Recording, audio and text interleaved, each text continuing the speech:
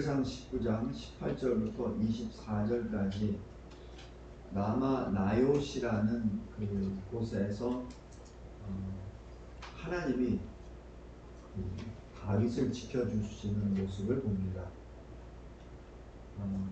이 모습을 통해서 많은 설교자들이 다윗처럼 해봐, 그러면은 하나님이 그 지형도 바꿔주시고 또 그 지역에 있는 사람들까지도 변화시켜 주셔서 너희들을 지켜주실 거야. 아멘. 맞습니다.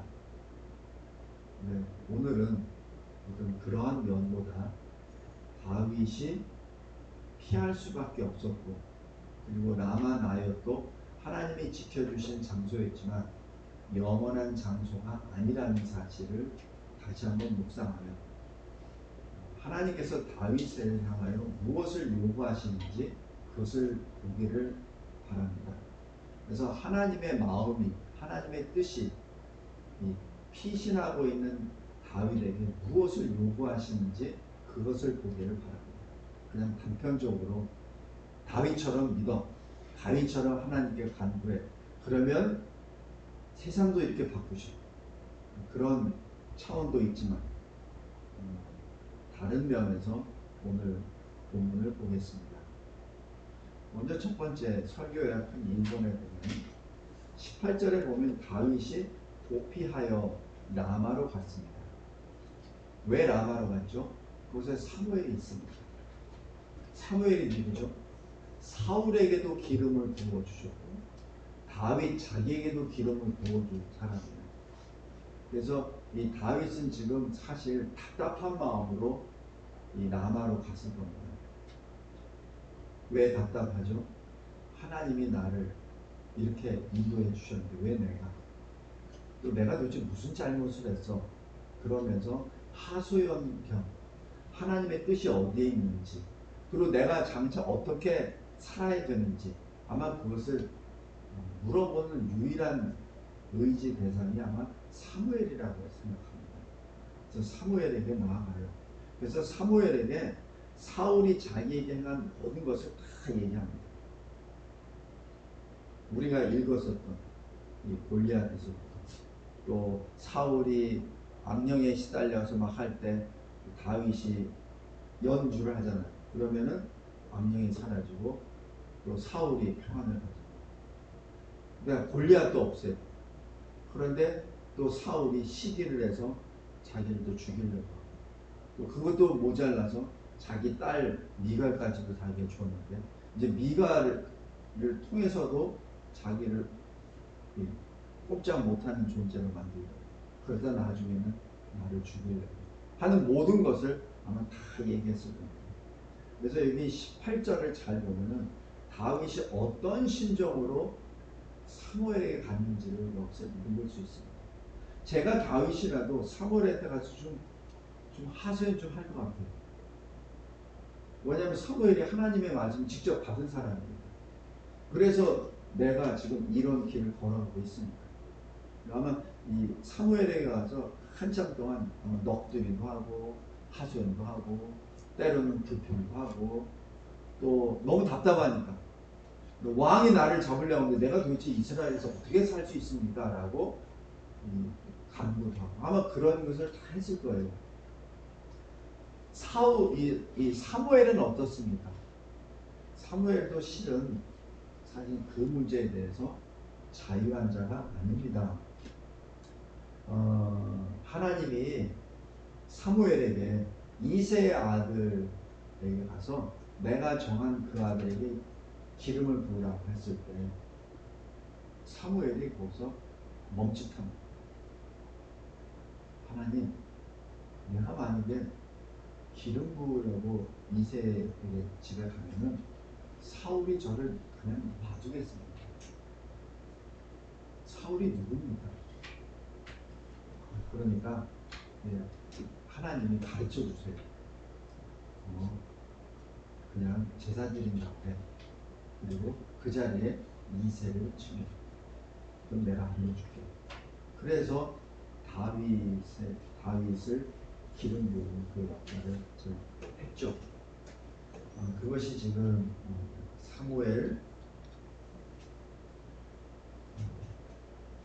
사무엘상 19장에 쭉 기록된 그 내용들입니다. 그런데 사무엘상 16장,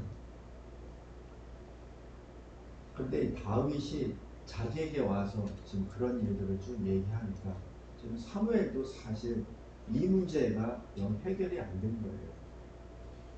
이 문제가 해결 안 돼서 18절 후반부에 보면은 다윗과 사무엘이 나요스로 가서 살았더라라고 기록합니다. 나요스는 이 라마와 지근거리, 가까운 거리에 있는 곳인데 그곳에 가서 살게 되죠.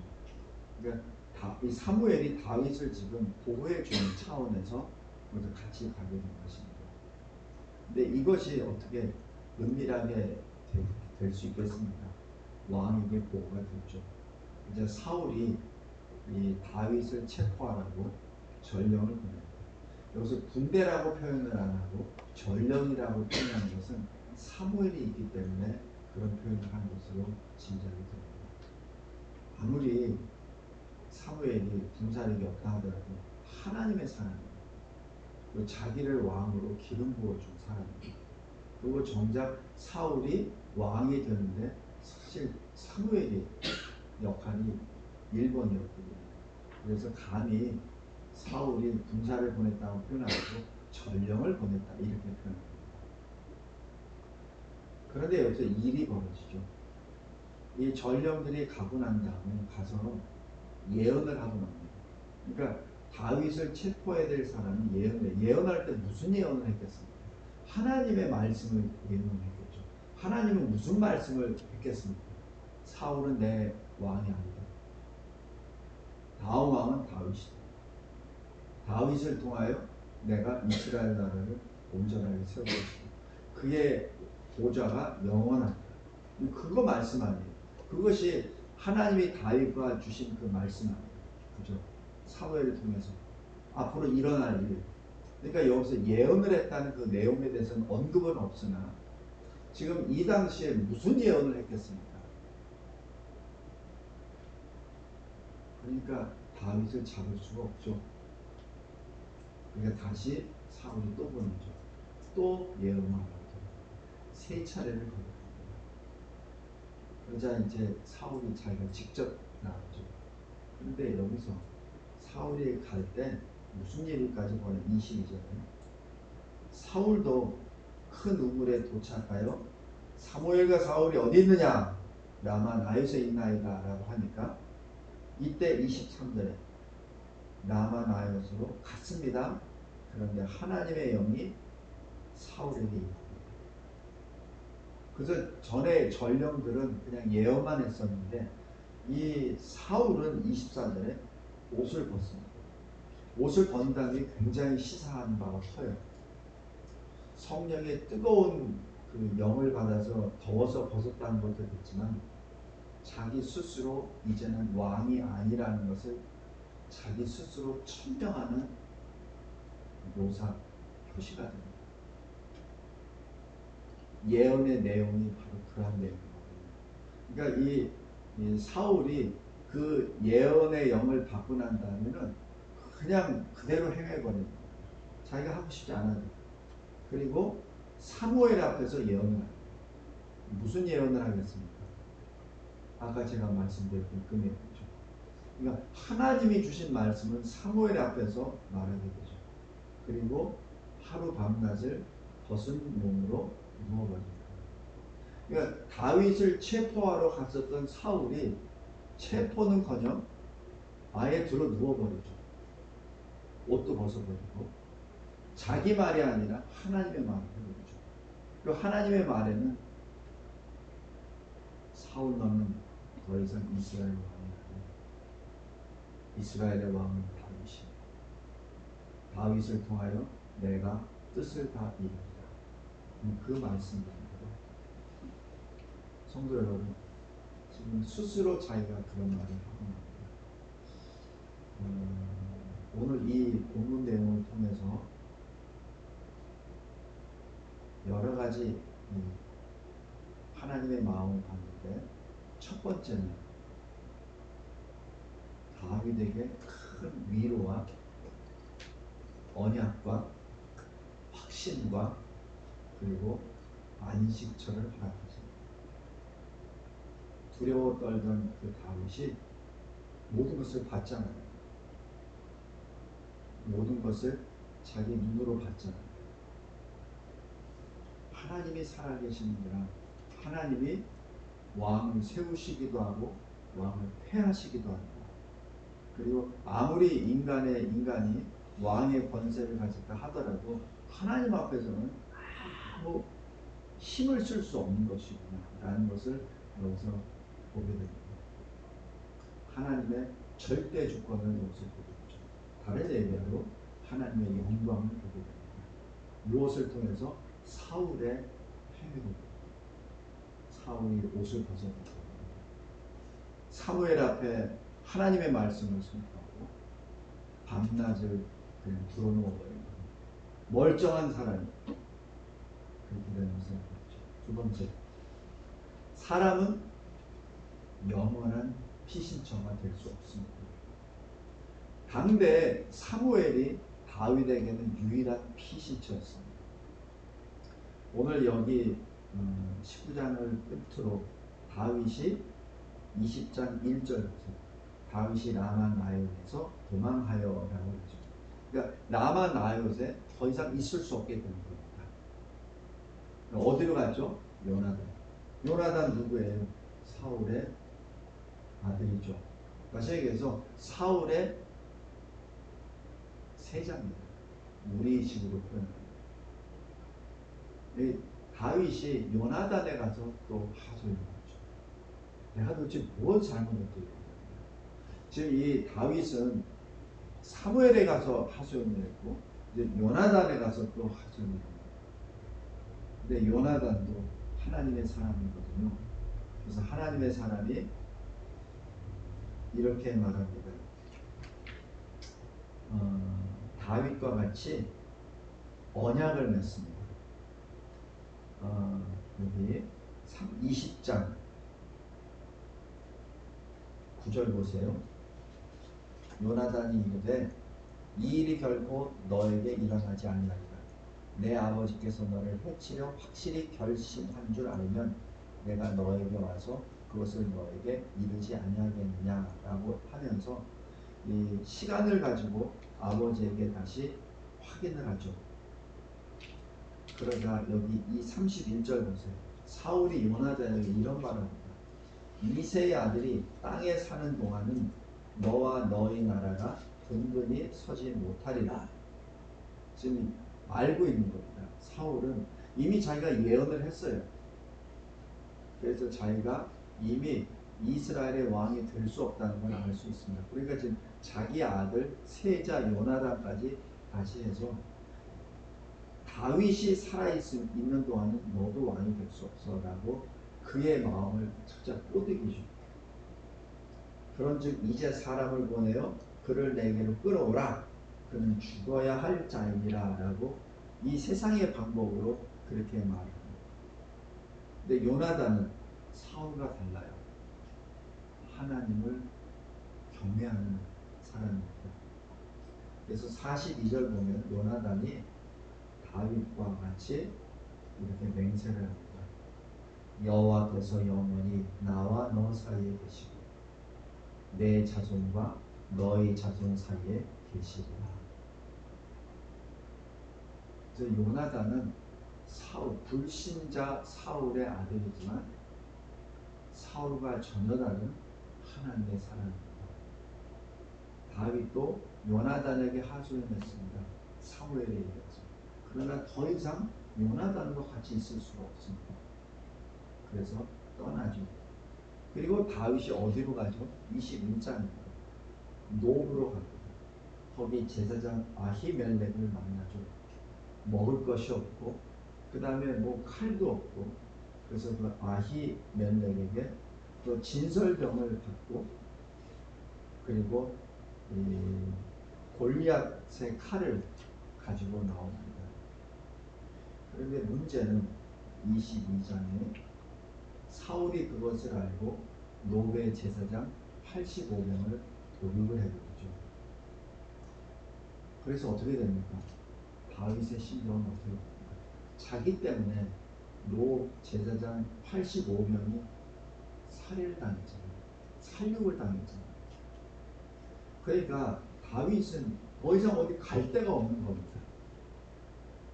오늘 여기 본문에서 라마 나요에서 이 다윗은 사무엘의 도움으로 잠시 안전을 취하죠.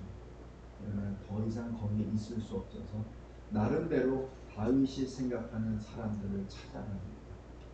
요나단, 아히멜. 그러나 그 모두가 그의 안식처는 피난처는 될 수 없습니다. 두 번째는 뭡니까? 피난처는 오직 하나님인 것입니다. 우리가 아무리 권세 있는 자, 당대 요나단이면 사울 왕 다음에 후계자잖아요. 또 아히멜렉은 또 제사장이잖아요. 그 누가 봐도 누가 감히 제사장에게 손을 대고 누가 감히 세자 요나단에게 손을 댑니까? 그러나 그런 사람은 또 다윗에게는 피난처가 될 수가 없습니다. 성도 여러분, 우리가 이 세상을 살면서 피할 데가 어디 있습니까? 부모입니까? 아니면 어떤 권세자입니까?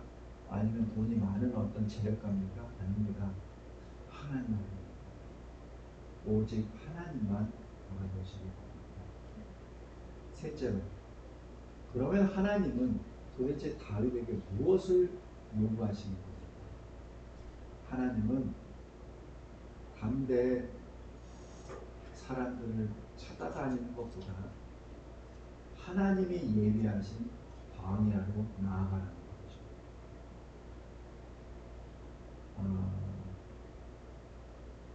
광야, 아무것도 없는 바로 그 광야입니다.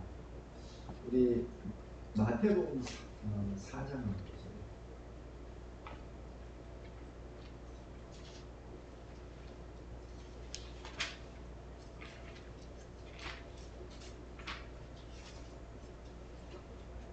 마태복음 4장 1절 한번 보십시오. 그때 예수께서 성령에게 이끌리어 마귀에게 시험을 받으러 광야로 가사. 지금 예수님이 공생애를 시작하시기 직전에 세례를 받으시고 지금 공생애 시작하는 바로 그때 그 시간에 그때 성령에 이끌려 마귀에게 시험을 받으러 광야로 가십니다. 여기서 성령에 이끌린다는 얘기는 하나님의 성령의 역사죠. 하나님의 역사입니다. 왜 마귀에게 시험을 받으러 어디로? 광야로 나아가죠. 예수님이 공생애를 시작하시기 때 제일 먼저 하는 것은 마귀의 시험입니다. 근데 그 장소가 광야. 그래서 다른 표현으로 누가복음 4장을 보세요. 누가복음 4장에 이렇게 표현을 합니다. 4장 1절. 아까는 여기 성령에게 이끌려라고 했죠. 마태복음에서는. 누가복음 4장 1절에서는 예수께서 성령의 충만함을 입어 요단강에서 돌아오사, 이것은 세례를 받고 광야에서 40일 동안 성령에게 이끌리시며 라고 말합니다. 그러니까 성령의 이끌림을 받아서 광야로 가고 마귀에게 시험을 받으시더라 나왔죠. 마가복음 1장을 보세요.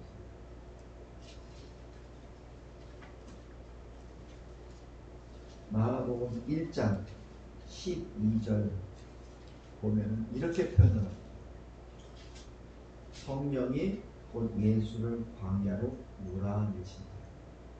마태복음, 누가복음에서는 이끄신다고 표현했어요. 그러나 마가복음에서는 예수를 광야로 몰아내셨다라고 기록합니다. 이게 어떤 관점에서 보느냐에 따라 다르지만은 우리는 예수께서 성령의 역사로 인하여 광야로 배에 젖었다는 것을. 근데 이것을 누가 증언했겠습니까? 이 마가복음은 마가가 기록했죠.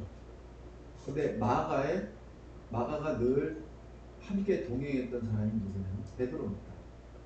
그래서 이 신학자들은 마가를 베드로의 통역자라고도 봅니다. 왜 통역자가 하냐면 베드로가 이방인들한테 설교할 때 통역했던 사람이에요. 마가.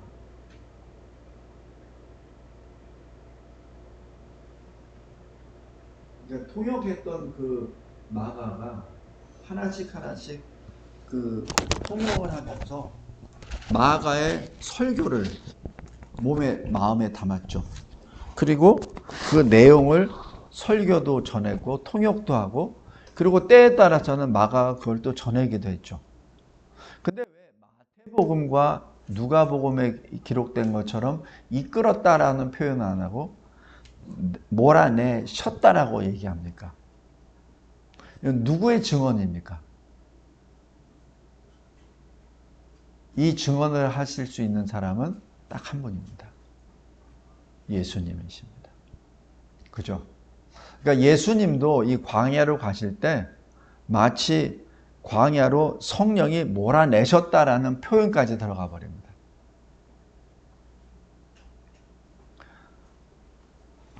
또 마가복음 1장 13절에 보세요. 광야에서 40일을 계시면서 사탄에게 시험을 받으시며 들짐승과 함께 계시니 천사들이 수종들더라. 다른 마태복음, 누가복음에서는 우리 잘 알고 있는 것처럼 네가 하나님의 아들이냐? 그럼 이 돌을 떡으로 만들어라. 네가 하나님의 아들이냐? 그럼 성전에서 뛰어내리라. 그럼 하나님이 사자를 보내서 너를 안전하게 지켜주리라. 네가 하나님의 아들이냐? 세상의 모든 것을 보여주면서 너와 나 단둘이밖에 없어. 나한테 무릎만 꿇어. 그럼 내가 다 줄게.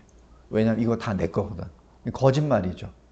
그것을 지금 예수님이 말씀으로 승리하시잖아요. 근데 이 마가복음에서는 그 내용은 없고 나중에 13절에 시험을 받으시며 들짐승과 함께 계시니 천사들이 수종들더라라고 합니다. 그러니까 모든 것이 다 생략되고 들짐승과 천사들만 얘기합니다. 이거 누가 증언했겠습니까? 예수님이시죠. 제자들이 천사를 봤겠습니까? 그 당시에 천사들이 수종드는 것을 봤겠습니까? 예수님의 증언이죠. 여기에는 분명히 예수님의 뜻이 있습니다. 성도 여러분, 오늘 여기 말씀 사무엘상 19장에 있는 라마나옳, 다윗은 라마나옳에서 사무엘과 함께 있음으로 안전하게 됐죠. 또 하나님의 영이 역사하셔서 감히 사울이 접근하지 못하도록 했습니다. 그러나 그것은 일시적인 현상이었죠. 왜? 다윗에게 보여주시기 위하여. 다윗에게 보여주시기 위하여. 내가 너를 지키고 있으니 너 걱정하지 마. 그러나 다윗은 또 불안하니까 요나단에게 아히멜렉을 찾죠. 성도 여러분, 바로 그곳이 하나님이 다윗을 위하여 예비하신 광야입니다. 그 광야에서 다윗은 성령의 내치심을 받고 그곳으로 가게 되죠. 이때 다윗이 해야 될 것이 무엇입니까? 오직 주만 바라봅니다. 오직 주만 바라봅니다. 그래서 시편 1편부터 150편까지 쭉 보면은 그 가운데 한 절반 정도를 다윗이 기록했는데, 다윗이 기록한 거의 빠지지 않고 들어가는 주제는 내가 주께 피하오니 나를 구원하소서. 지금 그 얘기입니다. 나를 건지소서. 내가 나의 구원의 하나님을 찬양하겠나이다. 지금 그 말씀이 계속 들어갑니다. 이 시편의 다윗의 시의 거의 대부분이 바로 그 주제입니다. 어디서 나왔다는 얘기죠? 하나님이 예비하신 광야를 통과하면서 다윗이 만난 주님을 노래하는 것이 시편 전체의 흐름이라고 봐도 됩니다. 우리 잘 아는 계시록 14장을 보세요. 계시록 12장 12장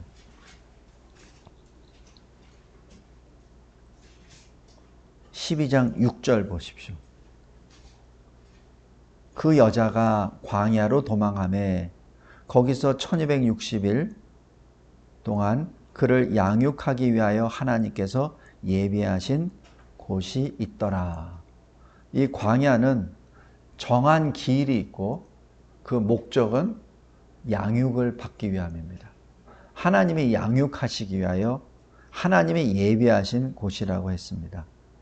14절 보시면 그 여자가 큰 독수리의 두 날개를 받아 광야 자기 곳으로 날아가 거기서 그 뱀의 낯을 피하여 한 때와 두 때와 반 때를 양육받음에라고 기록합니다. 성도 여러분, 다윗이 양육을 받는 것은 다윗이 사울의 낯을 피하여 도망할 때부터 하나님의 양육을 받는 것이죠. 사울의 집요한 그 추적이 직접적인 계기라고 하지만 실은 하나님의 성령이 다윗을 내몰아치신 거라고 봅니다. 성도 여러분, 우리 인생도 마찬가지입니다. 우리 인생도 어느 순간에 보면은 하나님, 제가 왜 여기 서 있죠? 왜 하나님의 이름을 부르며 나왔는데 하나님이 저 살려주셨잖아요. 근데 내가 왜 아직까지도 이 흑암에 있죠? 왜 이 혼돈 가운데 있죠? 왜 이 비천함 가운데 있죠? 왜 이렇게 외로움 가운데 있죠? 하나님, 저를 부르셨으니까 저에게 능력도 주세요. 그래서 제가 하는 그 커다란 일들을 통하여 하나님의 영광을 나타내게 해주세요. 요셉처럼 좀 해주세요. 다니엘처럼 좀 해주세요. 아브라함처럼 좀 해주세요. 다윗처럼 좀 해주세요. 막 이렇게 우리 기도 하잖아요. 근데 현실을 보면 그게 아니야. 뭐 별 변화된 것도 없어. 성도 여러분, 지금 제 얘기하는 겁니다. 제가 어떤 성도의 어떤 표적 설교하는 게 아니라 제 얘기를 하는 겁니다. 하나님께서는 말씀을 통하여 주세요. 너는 그곳에서 양육을 받아야 돼. 근데 그 정한 때가 있거든. 한 때, 두 때, 반 때. 그 때는 내가 정하는 것이지. 네가 정하는 게 아니라. 그리고 너는 아직 왕이 될 준비가 안 됐어. 아직 그 흑암에서 나올 아직 준비가 안 됐어. 아직 그 비천함에서 나올 준비가 안 됐어. 너는 광야에서 나만을 바라보는 믿음의 소유자가 되어야 되는데 아직까지도 너는 세상을 보고 있잖아. 내 이름을 팔면서 하나님 나라와 의를 위하여서 너 목회한다고 하는데 실은 너 네 이름 때문에 하는 거 아니야? 네 체면 때문에 하는 거 아니야? 네 자랑 때문에 하는 것 아니야? 하나님이 자꾸 말씀을 주십니다. 성도 여러분, 우리 인생 가운데 여러분은 어디에 서 있습니까? 이 광야, 이 어느 정해진 기간, 이스라엘에게는 40년 기간이라고 하지만 이 다윗에게는 어느 기간 동안 지금 서 있죠. 그 기간 동안 우리는 어디에 서 있습니까?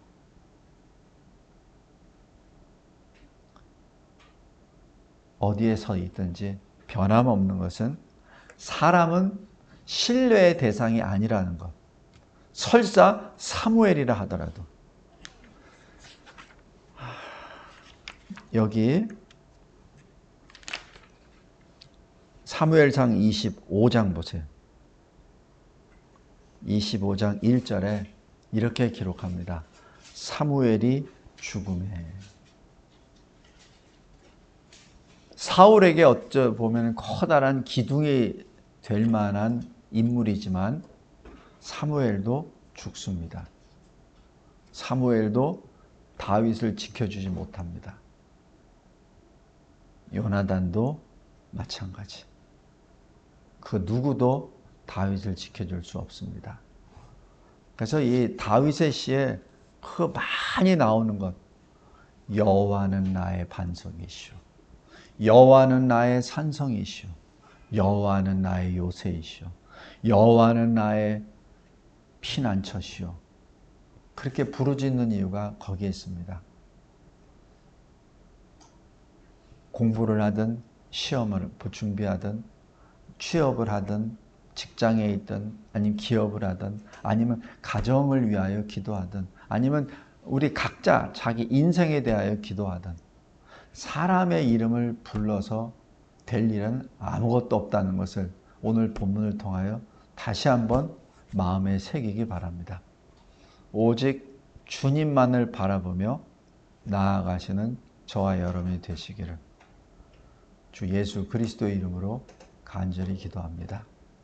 감사하고 감사합니다. 라마 나옅, 그곳에서 일어났던 엄청난 역사를 우리도 봅니다. 왕까지도 벌거벗은 모습으로 누워버릴 수 없게 만들었던 바로 그 장소. 그러나 그곳마저도 다윗의 피난처는 될 수 없었음을 고백합니다. 주님, 우리 각자에게 허락하신 예비된, 하나님이 예비하신 광야, 이 세상을 통과하면서 하나님이 기뻐하시는 하나님의 마음을 받고 그 하나님의 마음, 그 뜻을 이루어 나아가는 이 광야 행진이 우리의 인생이 되게 하옵소서. 예수 그리스도의 이름으로 기도드리옵나이다. 아멘.